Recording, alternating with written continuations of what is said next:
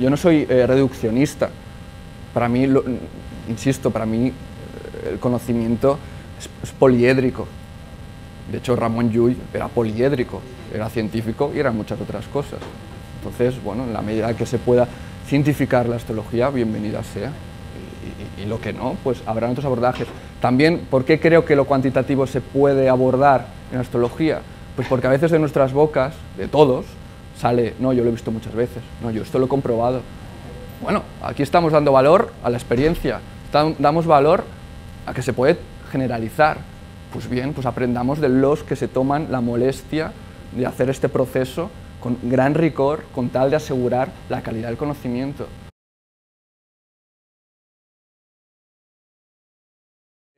Quería hacer una crítica constructiva de cómo se aborda la astrología. Entonces, yo no pienso que la astrología, que la ciencia aquí sea lo mejor y lo que no sea científico no vale nada. O sea, como decía Carl Sagan, la ciencia es más que un corpus de conocimiento, es una forma de pensar. Entonces, yo pienso más, mira, yo cuando pienso en los astrólogos, creo que, o en la ciencia, pienso, es que la ciencia no entra a jugar con los astrólogos. Y yo simplemente quiero que entre a jugar, no para que sea el capitán, no para que sea el líder, no para que sea el mejor, simplemente creo que puede aportar algo al equipo. Bueno, el enfoque científico. Una de las estrategias utilizadas en el método científico es la estrategia cuantitativa, que sus raíces remontan a Comte en 1830, y se caracteriza por el creer que es posible explicar el mundo, un mundo además concebido como una realidad única y objetiva y concreta, y que además en ella se pueden encontrar regularidades, y que el científico, y esto es importante, se puede mostrar separado, objetivo, del objeto que está estudiando. Ya veremos que yo creo que la astrología merece también abordajes cualitativos, en los que si el sujeto, el investigador, sí que es importante que esté involucrado en lo que está estudiando. Este sería otro abordaje. A mí me interesa de lo que pueda hacer el método científico, de lo que pueda aportar, pues aportarlo, hasta donde llegue. ¿Cómo pasa con la psicología? Que la psicología pues, ha podido aportar, yo creo, mucho, la psicología más científica, al conocimiento de la psique, pero hasta donde ha podido, donde no puede, pues está Wilber, está Jung, están otros. Yo creo que un enfoque científico en la astrología, que estuvo muy de moda además en los años 90 y esto ha desaparecido, pues creo que podría aportar. ¿Para qué? Para mí hay dos razones. Primero, para garantizar calidad y por otro lado, para ganar consistencia. Yo me imagino que aplicar el método científico es saturnizar. Es decir, bueno, está muy bien, bueno, está Mercurio retrógrado, o sea que va bien, no es el mejor momento para hacer una ponencia, pero va bien para hacer repaso de lo que ha habido, de lo que hemos hecho, y mi ponencia va en esa dirección, es decir, bueno, está muy bien generar teorías, está muy bien aplicar técnicas, etcétera, pero miremos atrás y veamos qué es lo que se sostiene cuando aplicamos la experiencia. Pero la astrología puede medirse, supongo que es la típica pregunta que muchos tendréis en mente. Yo creo que sí que se puede aplicar, se puede medir la astrología. Es más, yo creo que el método científico no es más que una sofisticación de lo que hacemos muchos astrólogos, y me incluyo, intuitivamente. Es decir,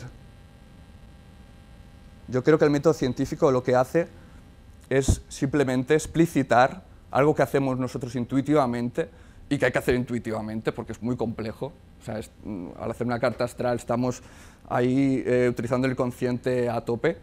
Claro, explicitar todos los factores que están involucrados, explicitar todos los procesos que están ahí en marcha, eso lo puede hacer el inconsciente, que, bueno, por segundo procesa 11 millones de bits por segundo. El consciente, a lo mejor, en el mejor de los casos, 50 bits. Por lo tanto, delegar a la intuición trabajo es bastante inteligente, yo creo. ¿Qué pasa? Que ha llegado un momento en el que la ciencia y la metodología ha avanzado mucho. Entonces, yo, desde mi opinión, creo que se puede abordar la astrología con análisis multifactoriales, con estadística, etc. Y esa es mi línea de investigación en la página de Astrología Experimental, que es una página en la que aplicamos y presentamos todo tipo de estudios, que hay muchos, casi todos en inglés y en alemán, pero hay estudios muy sólidos. Entonces, al final estamos hablando de lo mismo, pero yo apuesto por explicitarlo. Entonces, los astrólogos y científicos hacemos algunas cosas en común, pero las hacemos de forma muy diferente. Ambos observamos y escribimos la realidad, ambos generamos teorías a partir del observado, ambos explicamos y predecimos sucesos concretos gracias a las teorías en las que nos apoyamos. A nivel sintético, el primer paso es la observación, el segundo caso en epistemología se le llama inducción y por último la deducción. Veamos el primer paso, la observación. ¿Cómo observarían los cuervos los astrólogos? ¿Cómo lo harían los científicos? Pues digamos que los astrólogos miramos los cuervos, miramos durante un día, durante una semana, los vamos viendo de forma muy salpicada y sin pensar demasiado en cómo serán los cuervos a 200 kilómetros de aquí. O en el hemisferio sur, el hemisferio norte. No hacemos, por supuesto, ningún análisis taxonómico ni etológico. Es una observación, yo creo que muy limitada en relación a los científicos. Entonces, la práctica esto es, vemos cartas natales, muchas, y luego tenemos una persona, un interlocutor, vemos su conducta, pero bueno, intuimos cómo es, etc. Por poner un ejemplo concreto. Nos vamos fijando en el Venus de cada una de las cartas que tenemos en las manos y, por ejemplo, nos fijamos en los ojos, ¿no? Y a raíz de ver casos de personas con Venus en el ascendente, cuyos ojos pues, los vemos venusinos, los vemos hermosos, pues bueno, de esta forma, sin sacar conclusiones, estamos en la fase de observación, de esta forma pues acumulamos experiencia, simplemente, sin más. El método científico, ¿qué pasa? Esta observación y descripción de la realidad es exhaustiva y controlada. En concreto, es muy importante y es un tema crítico siempre ver cuántas veces tenemos que mirar cuervos. ¿Cuántas veces? ¿100, 1000, 10.000?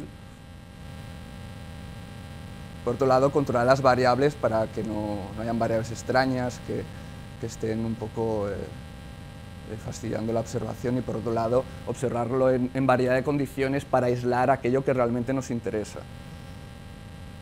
Y, por supuesto, hacer un análisis en lo que se llama la estadística descriptiva.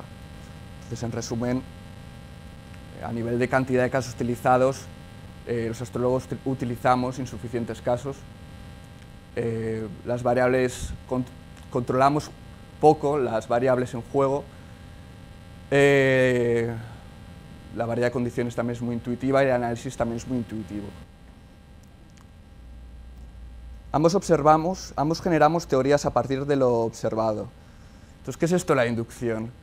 O sea, cuando observamos cuervos, inducir significa, bueno, yo he visto ya muchos cuervos y ya me siento que puedo decir que todos los cuervos son negros, por ejemplo. Esto es un caso clásico para explicar la inducción, que Hume, me parece que Hume era quien lo utilizaba. En el caso de los astrólogos, pues después de observar muchos Venus en ascendente, de ver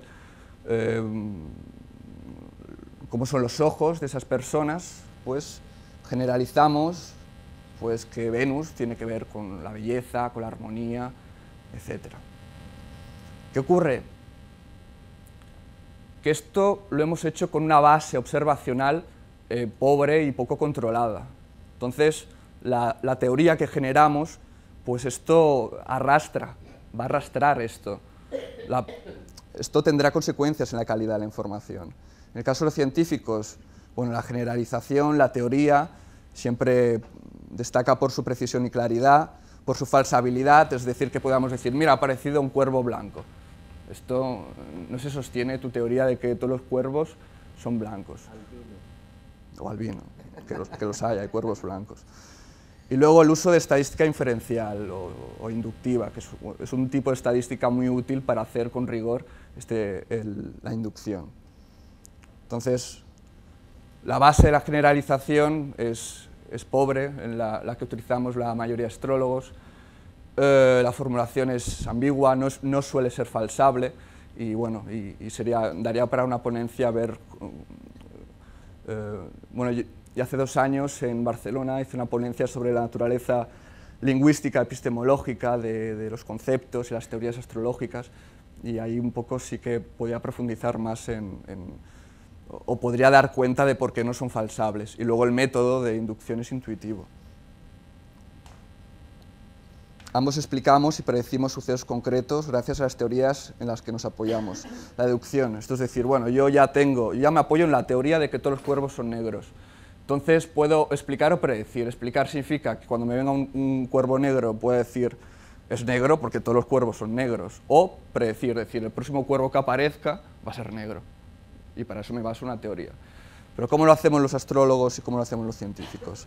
Bueno, nosotros observamos un Venus en Tauro, en el ascendente, ¿no? Entonces lo observamos, utilizamos nuestro conocimiento, entonces bueno, pensamos, vale, Venus tiene que ver con la armonía, por lo tanto podemos predecir o explicar por qué esa persona es hermosa.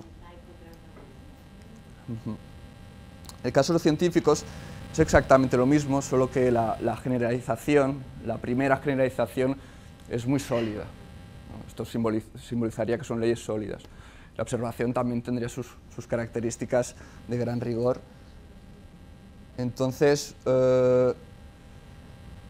bueno, la base teórica, la teoría es pobre, pero era pobre porque ya arrastrábamos una pobre observación, y la formulación pues también suele ser ambigua y poco contrastable.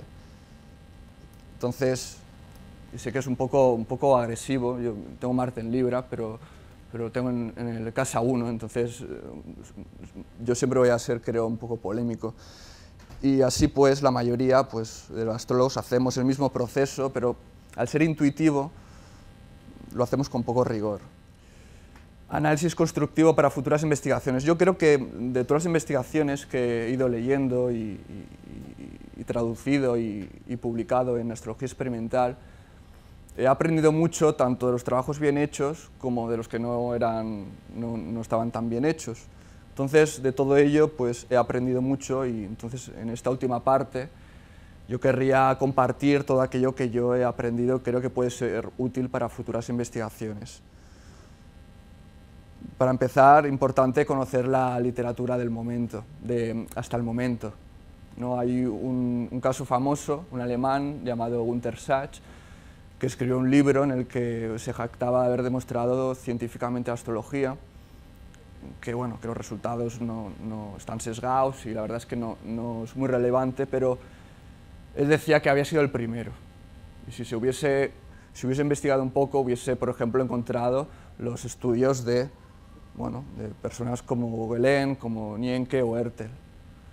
Entonces, de ellos se puede aprender mucho. Además, nos da unos referentes, nos da un punto de partida, yo creo que un primer consejo, una primera recomendación, algo que he aprendido es, porque yo además semestralmente monto unas investigaciones en Barcelona, y yo tan pancho pensando que ya lo tenía todo controlado, que esto ya demuestra muchas cosas, pero gracias a ir investigando y sobre todo ir leyendo a estos autores y otros muchos, me he dado cuenta que mis resultados no valen nada. Y es frustrante, pero si quiero presentarlo a la comunidad científica, pues esto tengo que corregirlo, y ya el diseño experimental lo estoy corrigiendo para que cada vez sea más científico. También importante a la hora de presentar investigaciones, etcétera, pues tener una buena bibliografía, hacer un buen uso de citas para que la gente sepa que no nos sacamos de la chistera, no nos sacamos de la nada lo que hacemos. Esto también lo abordé bastante en la investigación y en la presentación que hice en el 2002 en Barcelona.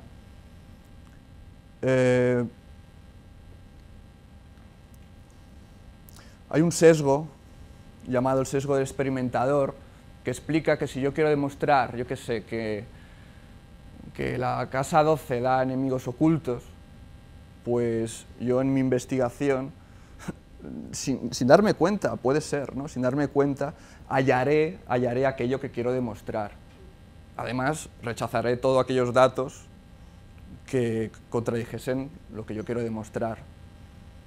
Entonces, todo eso da una subjetividad que hay que buscar paliar o rechazar, como por ejemplo, pues, utilizar grupos control y grupos experimentales, ¿no? Con esto es lo que se hace, por ejemplo, para controlar el efecto placebo, ¿no? Los ratones de aquí pues, se dan cuenta de que son los otros los que están, que les han inyectado alguna hormona o alguna cosa, y ellos están tan panchos, ¿no? Entonces, es importante, yo creo, buscar la forma de evitar este tipo de sesgos.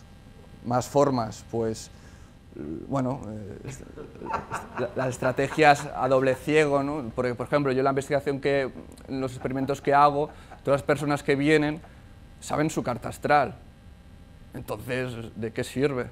¿No? Hay una teoría sociológica que dice que si tú describes algo como real, sus consecuencias son reales. Es el teorema de Thomas, se llama. Entonces, no sé, si yo me creo mi carta astral, pues es fácil que yo actúe en consecuencia. Entonces, si yo quiero demostrar la objetividad del efecto astrológico, más allá de que yo sepa de astrología o que un astrólogo me cuente mi carta astral, pues es bueno que la gente que venga pues no sepa nada de astrología. Además, y no tiene que ver con esto, es bueno que los estudios los repliquen investigadores que no tengan nada que ver con la astrología, grupos independientes, aunque podría estar el sesgo al revés, que quisieran falsear la astrología. O sea, también hay que ir con cuidado con los detractores de la astrología. Entonces, la apofenia es un fenómeno muy humano, y es que por nuestra capacidad para ser creativos podemos ver patrones donde no los hay. Entonces, en disciplinas como la nuestra, yo creo que esto se multiplica, es mucho más fácil. Entonces yo creo que y es lo mismo que estaba diciendo del teorema de Thomas, exactamente lo mismo.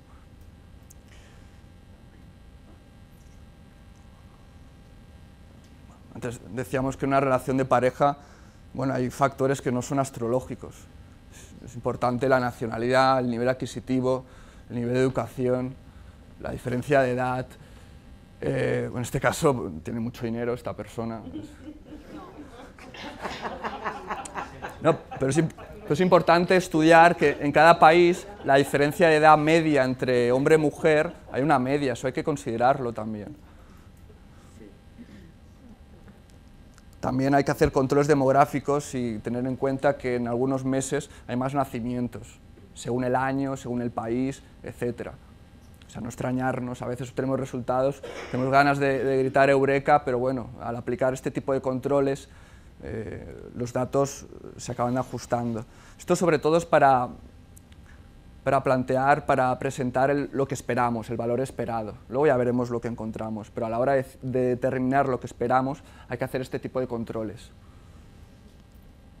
Bueno, uno de nuestros mayores enemigos son errores de registro. Ya no hablo de que en el momento de nacimiento el enfermero, el médico, quien sea, quien lo haga, le dé igual la hora exacta. Más allá de eso, que responde a un poco la marginación que sufrimos los astrólogos,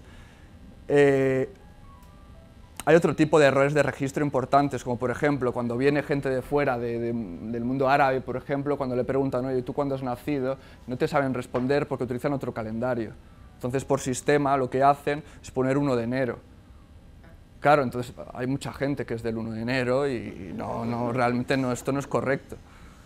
Y otro tipo de errores, como que salga el 31 de febrero, de repente, cosas de este tipo. Además, y esto es muy interesante, cuando yo estudiaba la frecuencia encontrada en estudios que mostraba si había relación entre soles, ¿no? Entre el sol del hombre y de la mujer, se encontraron que muchas veces el marido había nacido el mismo día que la mujer, o viceversa. ¿Qué pasó? Que un sesgo de registro es que quien va a hacer el registro es uno de los dos cónyuges. ¿Y qué ocurre? Que el otro no está y no se acuerda y pone el suyo, o se equivoca, o sea, o se lo inventa, o lo que estaba diciendo, que pone el suyo, entonces lo repite. Claro, ¿qué pasaba? Que los resultados se encontraba de forma muy por encima de lo esperado, que muchos matrimonios compartían día y mes. Pero esto se debía a un sesgo de este tipo. Otro sesgo importante es que a la hora de, pues lo mismo, ¿no? A la hora de determinar lo que esperamos, tenemos que tener cuidado, pues, bueno, por ejemplo, los movimientos retrógrados, ¿no? Hay a veces que Venus está bastante tiempo, entonces se dan generaciones en los que somos personas que tenemos, yo qué sé, Venus en Capricornio, porque casi todos, y por lo tanto resultados obtenemos que, bueno, que hay una gran coincidencia, una gran frecuencia de personas que tienen Venus en Capricornio, y pensamos, claro, es que Venus cuando está en el mismo signo, eso da... No, hay que tener en cuenta esto. También, por supuesto, si la diferencia de edad es poca, es fácil que los transpersonales o los espirituales, como los queráis llamar, estén en conjunción. Eso también. Es muy obvio, pero son cosas que hay que tener en cuenta a la hora de definir el valor esperado. Y hay algunos casos, algunos controles astronómicos que son más complejos de calcular. Por otro lado, esto se publicó en New Science, y vincula, han encontrado correlaciones entre el mes de nacimiento y algunas enfermedades psicológicas. Entonces, antes de decir, bueno, esto es astrología, hay que tener en cuenta algunos factores ambientales, como por ejemplo la incidencia, la temperatura, la incidencia de luz en la embarazada, cosas de este tipo. O sea, hay una biología estacional que está en auge ahora y hay documentación muy interesante, y que tenerla presente, pues yo creo que es importante, porque si se debe a factores ambientales, pues yo qué sé, pues bueno, si esto se aplica tanto en el hemisferio norte como en el sur, en el Ecuador, etcétera, pues podremos estar haciendo lo que antes hablamos, que es observar, en una variedad de condiciones, para aislar aquello que nos interesa. Pero hay que tener en consideración todo esto.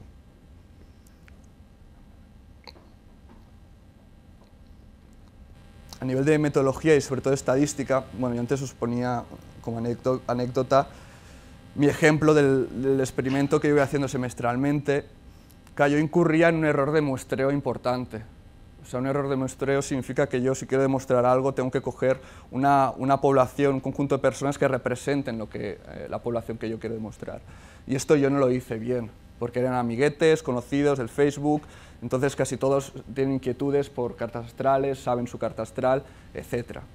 Entonces, gran error. Si yo quiero aplicar estadística, el muestreo tiene que ser de calidad. Después, a la hora de aplicar pruebas estadísticas, lo que me he encontrado en muchas investigaciones es que de forma indiscriminada aplican la prueba llamada H², que se utiliza para relacionar variables nominales.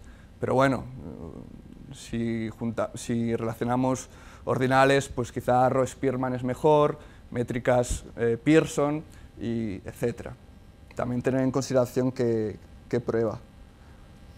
Importante también controlar las variables extrañas, porque si no nos vamos a creer que hay magia donde no la hay. Además, cuando obtengamos el resultado, decir, mira, hemos encontrado que esperábamos esto, pero hemos encontrado lo otro, ¿no? Y hay una gran desviación. Hay que buscar la forma de medir la importancia de esta desviación, para que podamos decir que es estadísticamente significativa. Para eso se utiliza un intervalo de confianza que no suele ser mayor de 0,05, y es la que nos permite rechazar la hipótesis inicial, porque siempre se parte de querer demostrar justamente lo contrario, de que no hay correlación. Pero bueno, y con esto para al final quedarnos con lo que se llama la hipótesis alternativa, que es la que explicaría lo que queremos demostrar. Y luego, a ver, la estadística no es no lo es todo. Es decir, cuando tenemos los resultados hay que pensar un poquito porque, por ejemplo, Gunter Sachs, cuando obtenía grandes desviaciones, rápidamente ya decía, vale, esto demuestra la astrología porque hemos encontrado que se casan muchos Aries con muchos Leo. A ver, cuando encontremos algo estadísticamente significativo que pase este tipo de pruebas estadísticas, tenemos que tener en cuenta que cuando utilizamos grandes muestras, en muchos casos, siempre vamos a encontrar desviaciones. Aquí, porque estas pruebas no demuestran no miden el tamaño de la muestra, solo su importancia. Entonces, para eso, una estrategia es decir, mira, ya, es cierto que siempre voy a encontrar desviaciones, pero si lo agrupo en signos, me da mejores resultados que si lo agrupo en días de la semana o en días impares, que ahí también encontraremos desviaciones estadísticamente significativas. Entonces, si yo puedo demostrar que que es lo astrológico lo que funciona, este sería un buen comienzo. Como veis, es complicado. Últimas reflexiones. Bueno, de Gauguin, yo me di cuenta que la astrología se contrasta mejor en los casos más excelentes. Eso es lo que funciona mejor. Entonces, claro, esto para aplicarlo a las relaciones de pareja, ¿cómo lo hacemos? En las relaciones mejor satisfechas, que sería algo que yo empezaría por ahí, en las que han durado más tiempo, no porque según creencia, religión, pues eso tampoco. Bueno, yo creo que este sería otra pista para el futuro. Luego, importante, la astrología es mucho más compleja que decir vamos a buscar coincidencias entre Venus y el Sol. O sea, la astrología hay que enfocarla desde un punto de vista sistémico, no es tan sencillo. Entonces, la investigación que hoy os he presentado y tendré los resultados, etcétera, no tienen en cuenta el carácter holístico de la carta astrológica. Entonces, en el futuro yo creo que con análisis multifactoriales, en los que se pueden tener en cuenta mucha gran cantidad de factores, yo creo que se podría hacer más que, por ejemplo, las investigaciones que yo he presentado aquí. Creo que sería más justo, haría justicia con lo que hacemos. Luego también reivindicar una de las conclusiones que yo puedo pensar de todo esto es que no nos hemos preocupado demasiado o no parece interesarnos demasiado observar. La simple curiosidad de observar. Decir, a ver qué encuentro, voy a buscar sin expectativas, sin querer encontrar nada. O sea, creo que hacen falta estudios de pura constatación de datos, simplemente, por curiosidad. Creo que es una buena forma también de descontaminarnos de cosas que hayamos aprendido y que nunca fueron contrastadas y que nos creemos. Digamos que a los astrólogos nos gusta mucho deducir, ¿no? Tenemos muchas teorías y de ello pues, predecimos, explicamos cosas.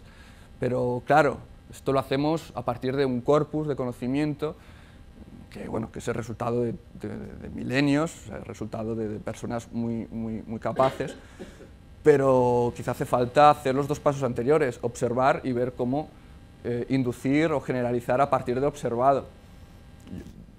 Yo creo que hace falta y que es muy interesante, que se aprende mucho. Los resultados ya veréis, son muy curiosos. Y por último, con esto ya acabo, también, bueno, todo este tipo de investigación es difícil, es muy cansado recuperar información, adaptar el software para analizar de forma flexible todo este tipo de datos. O sea, hacer todo esto solo es muy cansado. Entonces yo creo que, igual que se hace en el mundo anglosajón, un poco buscar la manera de trabajar más en grupo en esto. Nosotros en astrología experimental lo hacemos, ya somos un grupo de 5, pero es muchísimo trabajo. Entonces creo que esto sería completamente necesario, porque tener tantos datos, o sea, yo me he vuelto loco para presentar los resultados. Tengo que tratar con tantos datos, para al final resumirlo en un cuadrito, que dices, jolín, y esto refleja todo lo que hay detrás. Y ya está. Muchas gracias.